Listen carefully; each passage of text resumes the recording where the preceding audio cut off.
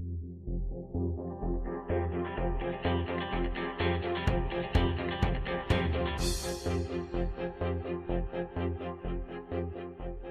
Kris. This is the feed video playtest.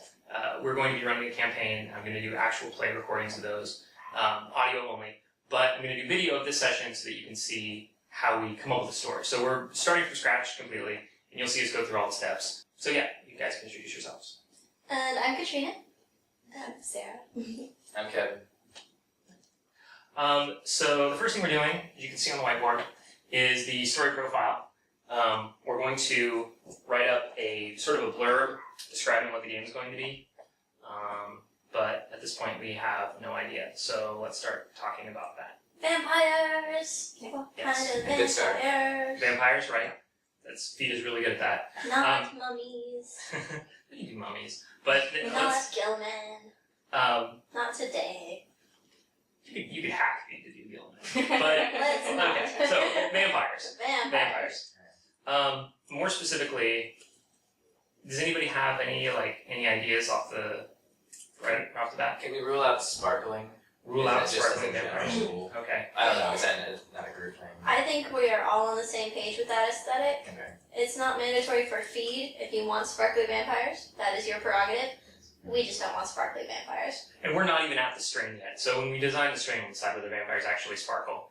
But this does bring us to theme, or tone, the mood of the game, because obviously we're not looking for sort of a teenage romance. So I was thinking it actually might be fun to run something like a real horror game. Yeah. Because we've done some kind of action-y stuff with the noir game, but I feel like the one with the kids, like the previous playtest, was a little closer to horror. Yeah. I'd like to go full-on horror if that's... It was pretty lighthearted though, because with kids. Yeah, I mean, your kids and that group too. So, Okay. does that sound? I like so, full horror. just to brainstorm what else we might want. How about a setting? I'd like modern setting, just because I don't like to roleplay period characters very much. Okay. That's just my own personal thing. Yeah, it's easier Yeah. to... We can do a modern thing. You know, I had a thought it would be fun to do something that feels kind of gothic, but is modern, and sort of try to translate those tropes over. But I'm kind of hitting a wall on how to do that exactly, how to map that onto the present day. So I don't know. I considered something like a plantation house is kind of in that vein of an aristocratic family, relic from a previous time. Okay. That sort of isolation, but I don't know. It feels maybe a little trite to me. It feels too Louisiana Bayou. Is the trouble there? It's not so bad that it's a plantation and sort of antiquated. The trouble is that it immediately draws a lot of imagery that we've already seen in different vampire movies, different things, and Right. and it starts to feel a little too wait, I know that story, and we want to tell a new story. But I like the idea of something like that. What if we made it something a little more industrial, maybe steel workers? Or something a little more, because that would pull it out of the kind of rural, we've seen this swamp before feeling, but would still be very antiquated. I'm thinking maybe somewhere a little isolated in the East Coast, somewhere where there used to be foundries and different things that are still owned assets, but maybe aren't active anymore. So a recession kind of theme. Everything's abandoned, but used to be industrial, urban. And bustle. I'm and having important. an image of something off the coast, in the Atlantic somehow, on an island or on some kind of craggy. Vampires of Rhode Island. Vampires in Maine.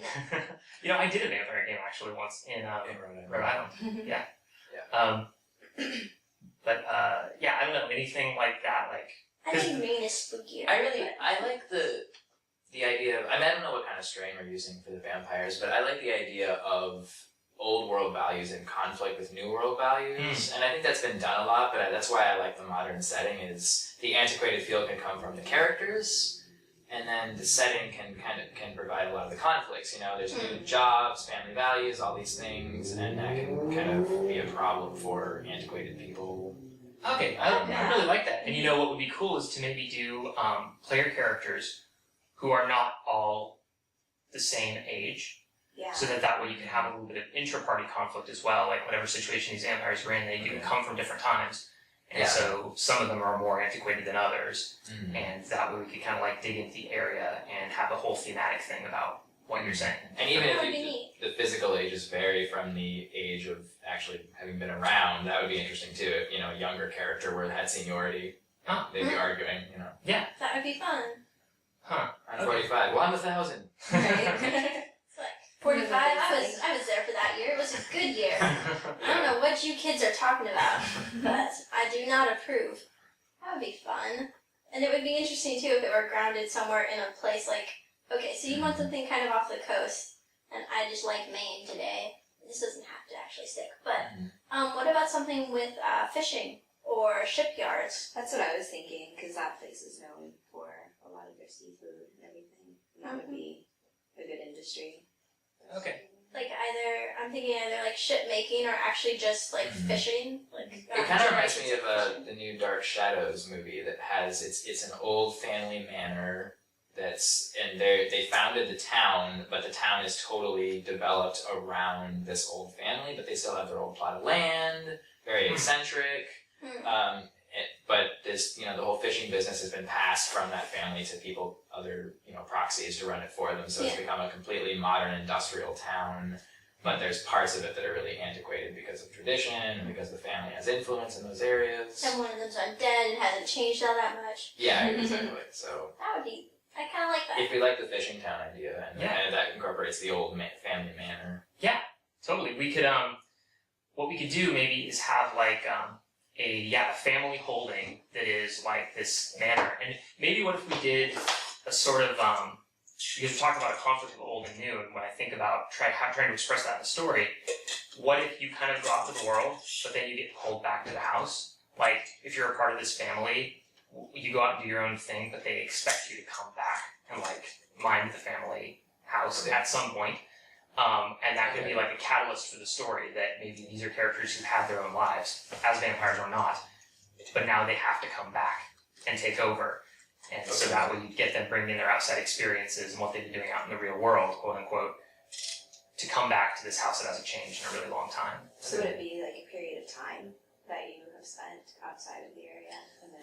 It could. It could be like a particular, like you leave and go do whatever for this many years, or this is jumping ahead a little, but we could do a strain where you actually, like everyone in this family, or most people in this family, become vampires at a certain age. Like you stop aging. Like a rite of passage, sort of. Yeah. Like, and then maybe that could even be why you have to come back to the house. Like we're all set up to hide you from the sun. Yeah. So once you reach that age, you have to come back. If this house is in the middle of a larger area, you could definitely have a lot of mystery built into that. Like this place has just been accreting people and things for a really long time, and nobody actually knows what's there. Like, we don't know, like, how old is the oldest member of the family? We don't know. Yeah. Because after a certain point, you don't see them anymore. Yeah. So we don't even know what's in this house as members of the family. And so you're just starting to, like, find that out as you have to come back and live. I think that would be good for a horror story. Yeah. Cool. So, are all the characters going to be related, or is it just, that's kind of the setting, and then some characters are related to the family, some characters are not? We can decide that. Yeah. Yeah, why don't we start trying to put this together? So, It could be fun to have one of the player characters be someone who's about to become part of the family, too. Someone who's marrying in, maybe? Yeah, or, deciding to go through whatever And actually, that gives me ritual that we've decided, allows you into the family or whatever. And that makes me think of, maybe part of the reason of going out of the world could be to find someone, like, to find a partner. True. And that's about, you have to find a person who's worthy to indoctrinate or something. So that can be a piece So of it. that it's a recruitment. Or maybe you don't do that on purpose, but maybe that's often what happens, or that, that's how new people get added to the family, so. Yeah, and new people have to be brought in, clearly, because you have to, have children for the family to continue, so. So let's name this family so we can start talking about them. Names. Names are hard. It's going to be like an old English name, right? Yeah. Because it's in New England.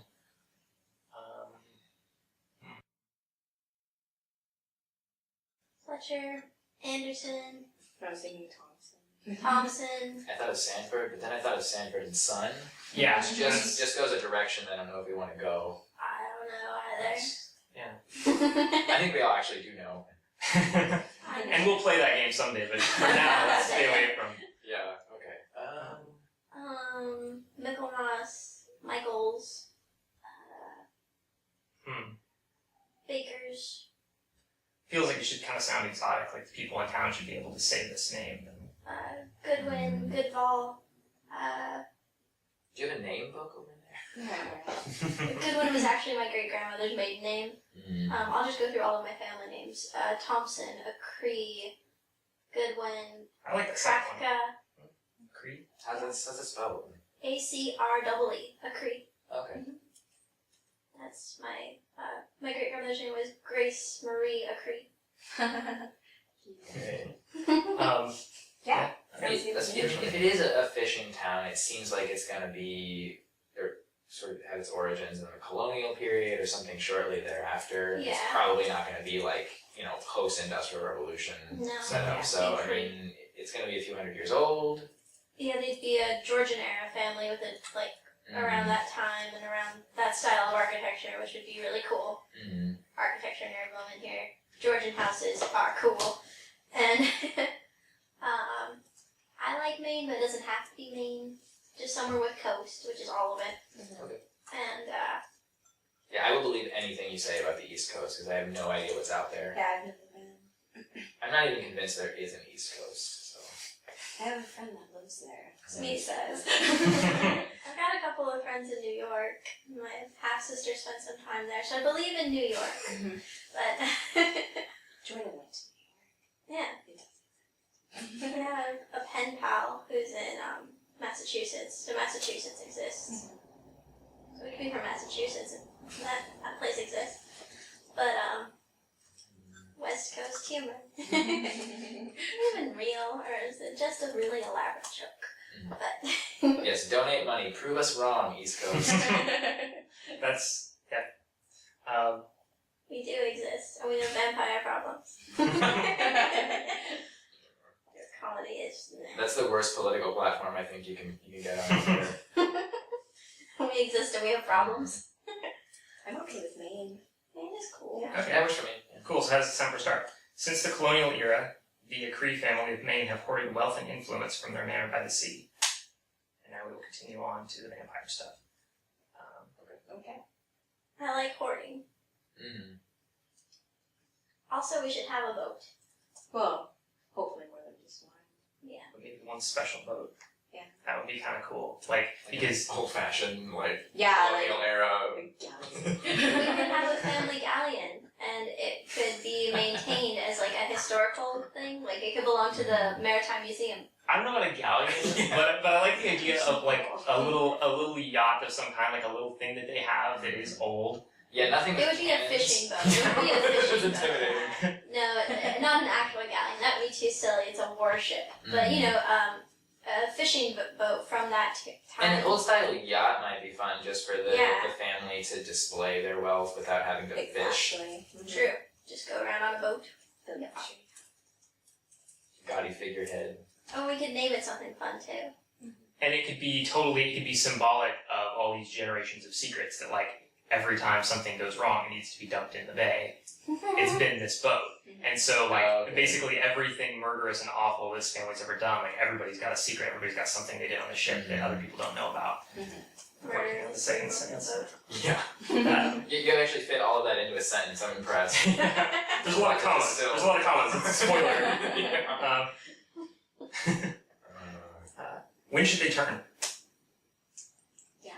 It kind of makes me think of how did they turn? Like, do they come as vampires? Is this an Inborn ancient physiology clan thing? getting a new start, or is it something that happens once they get there?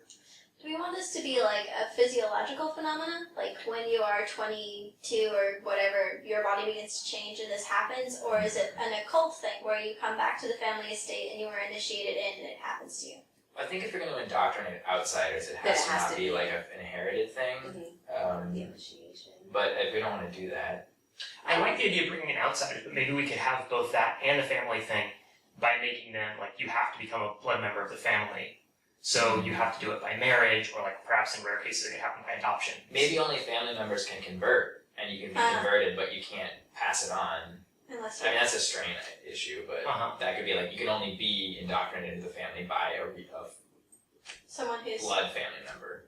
Okay, so you're people thinking... who are like converted from the outside, you know, wouldn't be able to do it. Like, And it's a that would bring a good point into why we have to bring people back to the manor too. Okay, yeah. Reinforce the family line, why it's so important to keep it going. Yeah, that makes sense. Okay, so it's not necessarily a specific age. It's just like when you bring people in, so... I mean, do we want it to be related to the town? Like, why maybe they arrive, they don't know they have this condition, and then something in the environment triggers it, so they can't really leave for too long. Maybe that's why they're drawn back. We could have or is it just a family thing? Maybe there's a good MacGuffin here, like, or just, you know, an important little set piece, like, maybe in some of the early, like, fishing work or different things, they found some artifact or some particular site, and these changes began to occur. Or maybe but it only could to be the them. site nearby where the residence is too. So where they built the manor. You know, actually, what if we keep all these and make it unknown? Like, because we have this whole thing where even the family doesn't know its own history. So maybe everybody has their own idea, but actually nobody knows how this started, and there are all these different rumors that are current. And over the years. Yeah, maybe like a house fire in the way back in the roots of, you know, the town rebels, there's a fire, and then mysteriously the rebellion's quelled, the family totally asserts itself, and there's nothing predating the fire, so That'd be cool. it's speculation up until that point. I Yeah. like that. Or something. Yeah, that's cool. I like that. So that way you could have like some founder of the family, basically like in the history books and family records, but that was before the fire. Nothing actually exists from before the fire. And so whatever he did, like, we know he was involved in this somehow probably, but we don't know how, and we don't know what he did. And everything since the fire is there's just speculation about what went before. So yeah, cool. What year should that be? 1754. Okay. Okay, early. I just made it up. I mean, we could make it a little later, but I was Do thinking. we want pre or post revolution? Right. I was trying to make it. Pre-revolution. Yeah, I was thinking like they should be there before the revolution, but I don't know if we need to have their like history wipe before or after the revolution. Because like the family needs to get there before the Revolutionary War, I think, in the earlier part of the immigration to the United States. But I don't mind 1754. I think it's very early, but since colonial, yeah, that's cool, and that even opens the opportunity for an interesting player or NPC. Okay, since the colonial era, the Cree family of Maine have hoarded wealth and influence from their manor by the sea. Though the neighbors whisper, no one knows the family secret, that since the Great House Fire of 1754, their blood has carried the plague of vampirism. So now we talk about what we're actually going to do in this campaign. So we got horror, we know we got mystery. There's two ways I can imagine going with this. Showing the conflict with the new world and like the modern world by having them like they live in a house but then they go out and interact with modern day Maine. Or we could do like a Downton Abbey and have this be a story about what happens in the house with all these characters from the outside having to adapt to like how people live here. Yeah. You know, obviously we could do some mix too, but it kind of, the question is this like an interpersonal drama game? Do we want to have an action element here? The manor would make sense too, since we were having the idea of everyone coming back for this rite of passage ceremony, so we could have it be about what's going on in the house. Okay. I kind of like it too, honestly. My only concern is if we spend too much time in the house, it'll be only vampires, and it won't be as interesting to, you know, right. How do we, you know, avoiding detection, you know, sure, like conflicting with all the modern stuff is going to be kind of taken out. What about this? What if the house comes with, like, first of all, we can build something into the story, which we'll get to in the story profile, that draws us out of the house, so we'll definitely have scenes out there. But secondly, what if we put humans on the premises? As servants, like, possibly. as servants, but then also maybe like... curators of antiquities, we might, I mean, depending on the kind of shape and what we do with the string, we might actually have medical staff for some people. And I'm thinking like common folk too, like maybe the Neighbors. maybe the house is not quite as isolated as it once was, or maybe the land needs some kind of help, some kind of like commercial Environmental developers, restoration. whatever's going on. So like there are people who live here, but they're not like, you sort of rule over the people in the area. Like the family's weight is such that you kind of have your run of the property, but there are humans on it. Mm-hmm. And I like your idea that like maybe the servants are humans who don't know. Because it's very taboo for them to go into certain parts of the Lord of the Rings house. And so that would keep it very like there would be tons of servants, there'd be people in and out of the grounds, but you can sort of get away with a lot.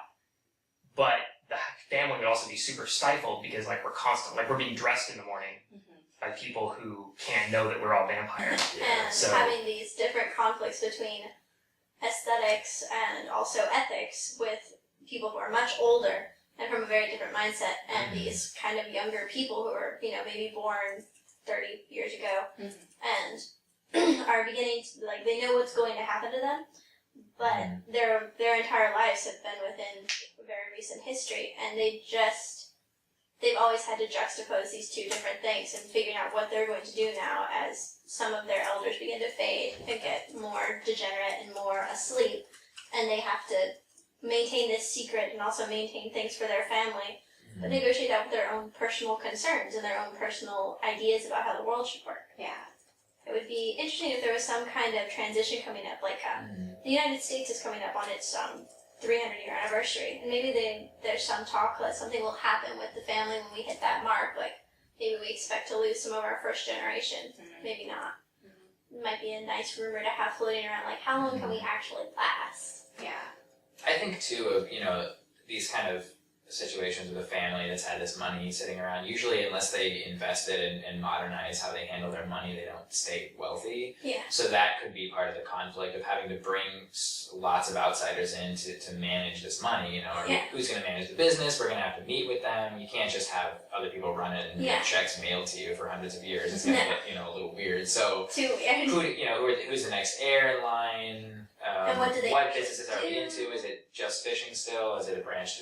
Is there stock market? Are there political aspirations? Yeah. And there's a lot, and that can bring a lot of outsiders in if there's trying to maintain this wealth. And manage this money and What if the management of the estate is a business, and that serves as a way to bring new people in some cases, and also you could have then guest houses on the premises for the people who have to work in the house. So if you have to work with grandpa, he needs to be in the manor. And so you need to hire somebody, if you're hiring somebody who needs to work with him, they have to move on the premises if they live in a guest house. And they could even bring their family, they live there as part of the job. And that would give us more humans on the premises. So almost like a little compound that's sprung up over... it'd be very similar actually to a feudal system, like a castle and its tenants. But it's basically, the families of people who work at the company that the estate has become and who work in the manor. Okay. Not too many of them, but just enough that we can have an interesting situation where if one of you wants to play a character who's got a family, you live across the lawn in the guest house. And that, the monetary concerns might force decisions that aren't ideal for the family that they have to put up with if they want to, keep everything running, keep their business going. It's going to make it uncomfortable for them. It should be really fun for a story with lots of conflict. Yeah, definitely. We like conflict. It makes for interesting stories. Right.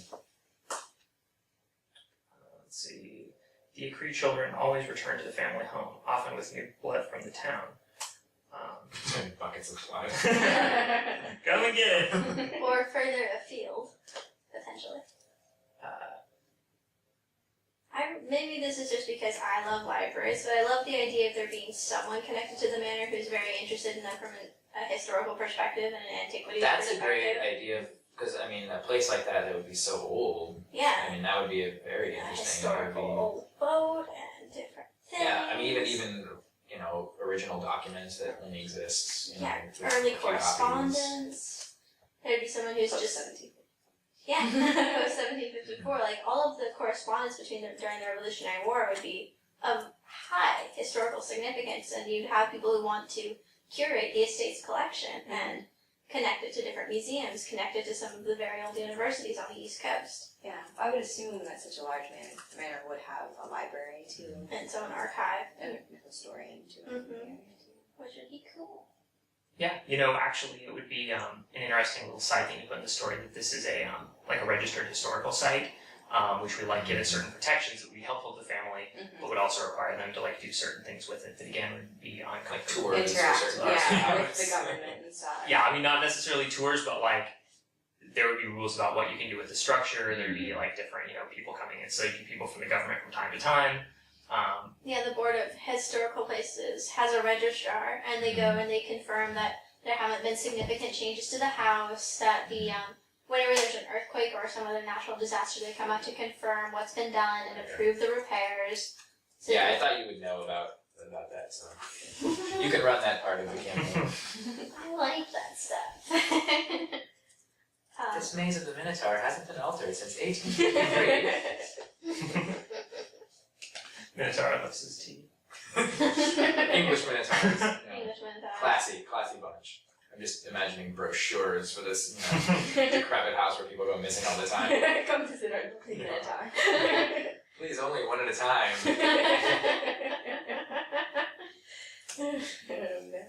We're getting all of our comedy moments out now so that we can be scary in the game. Though the neighbors whisper, no one knows the family secret, that since the Great House Fire of 1754, their blood has carried the plague of vampirism. The Acree children always return to the family home, often with new blood from the town. Employees and servants also live on the premises. As the moldering patriarchs and matriarchs of the Acree plot to keep the old family alive and growing, they must hide their deepest secrets both from their human vassals and from younger Acree who recoil from the family's more peculiar traditions. Alright. I like it. And so we've pretty much discussed like what this is, although I still feel like this needs a catalyst, like it needs a dramatic event. It's been so long, what about a challenge to ownership of the company or something, or ownership of the general area? I mean, it goes so far back, somebody can make a claim, and so maybe going into the archives or finding this old proof opens up regions of the house that haven't been explored. You need people officially document this kind of change. And then that sets up people who, to conflict with over this issue. You kind of have a enemy already in town. Okay. Hey, what about this challenge to ownership perhaps could take the form of a legal attack that involves a subpoena. And so maybe the family's under attack, like they're demanding all this documentation, all this stuff, and either we have to present it, which has its own problems, or we're going to have people in here searching, which is really bad. Yeah. And it's never been done. We've protected ourselves in all these different ways, but Okay. if this case continues, they're coming into the house. Yeah. That would be cool. Alright, sounds good. Okay. So yeah, a threat to the families. Oh, that's just great. Lawyers meets vampires. That sounds really fun. So what's the mortality on the strain? I mean, it seems like We haven't decided yet. decided that people And the obviously family, last a long time, but we add to the family, and it seems like you become more reclusive and hideous, I guess, over time. So maybe you just kind of eventually get put on the shelf. Yeah, like a literal shelf literally on in the but crypt. heads in jars. in the conflict for the property, maybe there could be some younger generation who believe that they have the right to the property now, or maybe they have issues with the way that it's being run. Mm-hmm. Within the family. Yeah. Conflict. That would be neat to have going on during this legal issue. Exactly. How does this sound for a summary of that idea? So we've got, let's see. They must hide their deepest secrets both from their human vassals and from younger Acree who recoil from the family's more peculiar traditions. A new threat to the family's sovereignty in the form of an aggressive subpoena threatens to throw the family's centuries of secrets into the light, if it does not destroy them through infighting first. Alright, sounds good. Alright? So Well maybe people taking summarized. advantage of that situation. Yeah. Yeah, older ones trying to reassert their control, younger Yeah. ones thinking like, now the old guys are under attack, it's our turn. Time to boot Maybe them. we should kill them with their embarrassments Yeah. and like change the way we do things in this They've house. already lived 250 years, what do I care? Yeah.